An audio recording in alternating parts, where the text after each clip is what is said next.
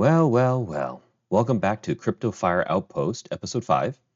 And the topic today is retiring with 100K. So I'm just going to jump right into it and share my Excel spreadsheet here. For my last episode, I talked about how I believe a good model for the annual growth rate for Bitcoin follows pretty much what Michael Saylor is saying. And I pretty much copied exactly what I showed in the previous episode, episode 4, what the compound annual growth rate would be at a conservative level based upon what Michael Saylor said. And this is what it came out to. I even mapped out the years before, keeping it at 40%, and it pretty much falls in line. So in this case here, if you actually started with a $10,000 balance in 2018, you can see the growth. And if you didn't withdraw anything, by 2024, you should have around 105,000. So right now we're around 60,000. So let's say by the end of this year, end up with 100K. With that 100K, what's nice about this model here is that what I'm showing is that let's say in 2025, I'm starting with about 105,000. With a 40% CAGR, make about 42,000, and an interest. And so my total is 147. So I call that the pre-withdrawal goal. And let's say I take out 30K just for myself, for whatever reason to live off of. And then my new balance is 117, and the next year I go into next year with 117. Again, it goes up 40%. I make 47,000 off of that 117K, and so forth, right? I take out another 30,000. So this is taking 30,000 just continuously after, right? So 30,000 comes out, I think after taxes would come out to a little over, let's say around $2,000, 24K a year, so $2,000 a month. And I think that's very viable to retire, especially in some other countries. In the US, it's probably doable, especially if you're supplemented with other, I would say like Social Security or something. But even without that, I've heard of people surviving off of 2K a month. It's pretty amazing, but apparently there are some parts in the country you can do that in the US. But I would say if you want a very comfortable life, you would go and find other places such as a lot of Asian countries like Vietnam, Malaysia, Thailand. You could, I mean, the rent there is like 150 a month for a very decent apartment in a fairly good location. It's amazing, 150 US a month, and just the cost of living there it's just really low. I do have you just YouTube it, right? And I just put a little screenshot here. If you just like retire for under 2K, you can find tropical islands. You can find there's just endless videos on being able to retire for under 2K. But anyway, coming back to this, what we can see here, I like this because even with just 100K and not investing another single dollar more, you're able to pull out 30K every year, moving forward. And you can see that in about a little over 10 years, your whole portfolio will be over $1 million, even though you've been pulling out 30K every year.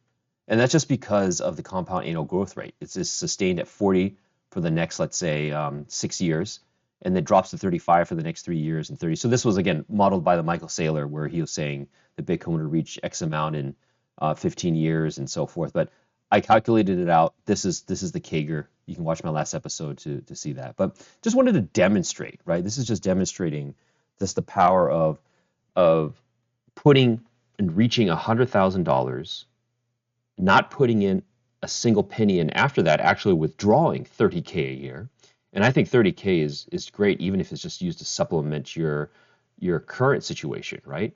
I mean, we can talk about strategy, and I plan on talking about other strategies and different strategies in future episodes. But just to touch on it a little bit here, this is not the end all. This is just a demonstration. You know, I'm not giving you any financial advice. I'm not saying that you can retire on this or that you should. At another perspective, you can actually just use this to supplement your existing strategy. You know, if you have more than 100K and you're following the traditional advice of, let's say, David Ramsey or whoever you want to talk to, Warren Buffett, you might be investing in traditional stocks and investing in index funds, ETFs, and so forth. But what if you just took if 100K was just one part of it that you could just put into something like this, and if I'm right, or if Bitcoin plays out, according to this, you could take out 30K a year, use that for a nice vacation, or possibly even retire, right? It's just an idea, right? Not saying that you should or shouldn't do it. So in a little over 10 years, you still end up with $1 million. Now, so what happens if you actually don't withdraw? I want to show what happens if you don't take out 30K a year. You end up reaching $1 million 3 years earlier, right? Year 7 here. You can see the math here. So it's interesting. You can just let it compound. Of course, it's going to compound faster and you'll reach your $1 million faster. Now, what's interesting though, is if you actually put more than 100K, right? And so I just model it out just for fun. What if you put in 300K? Somehow you're able to reach 300K, right? And with 300K, I actually was thinking like, well, what if I actually want to retire in the US? What would be a good amount? And I said, oh, about 90,000. So this is what you're seeing right now.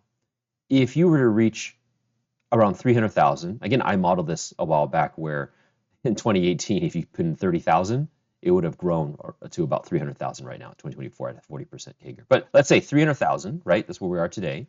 If your portfolio can reach that, then going into 2025, if it grows another 40%, it will be at 442K.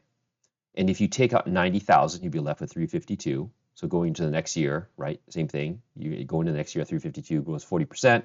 You make 141. This is the new total, 493. You take out another 90,000, it drops back down to 403, goes all the way down. What's interesting is you actually reach millionaire status 6 years. So instead of 7, right, in the fastest one with 100K, of course you put more money in, so it's going to compound. You're already kind of at a later stage of the compound. So you reach $1 million in 6 years, even though you're taking out $90,000 a year. And I think that's pretty incredible right there, right? Just off of 300K. So even though the title of the video was retire off of 100K, which I still think is valid, to retire decently or comfortably in the US, I would say it's pretty fair to say if you were making 90,000 a year, you could retire pretty comfortably in the US. So this model actually reflects that. Now, yes, it's 300K, but still, this is a lot lower than what you typically hear, right? In the FIRE movement or with traditional advisors. They're like, oh, you need $1 million, you need 2 million, you know, and they calculate your age and where you should be and work backwards. Yes, yeah, we'll go into that. I think I have a different way of doing that and calculating it in terms of the strategy.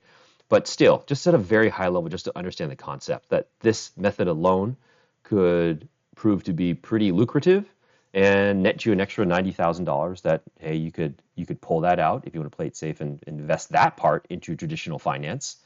And after you invest 3 years, you pretty much put whatever you had before, right? You invested 300,000, let's say, into the strategy. You pretty much make it back after 3 years, and you can put that into, you know, kind of take out the money you put in initially and put that back into stocks or index funds, whatever you want to do, right? So you got a lot of ideas there. But that's kind of cool. But here, so what happens if we don't take out the 90,000? Let's say we start off with 300 and we don't withdraw anything and we end up reaching $1 million a little over 3 years. So it's super fast. With this CAGR, with this compound annual growth rate, it's very fast. You know, a little over 3 years, you already reach $1 million. And you can see even more down here as the CAGR even falls, you're reaching every year, you're almost increasing a digit in front, you know, 2 million, 3 million, 4 million. That's pretty crazy, even at 35 and 30%, right?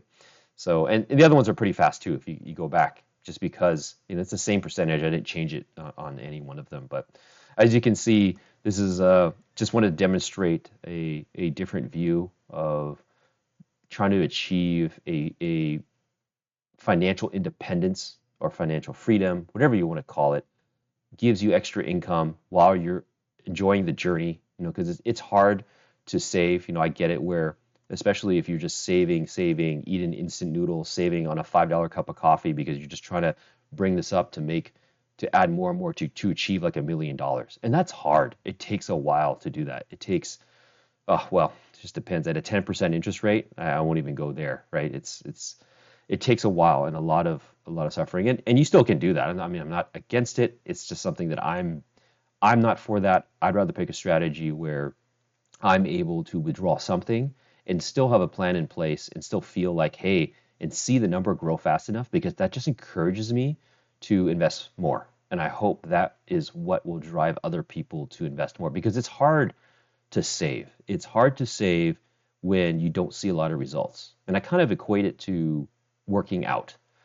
And that's why I think a lot of people quit and they can't sustain working out for a long time because if they don't see results for a while, if they work out for a week or 2 weeks and a month, 2 months, 4 months, and they don't see much change, they get discouraged and they give up.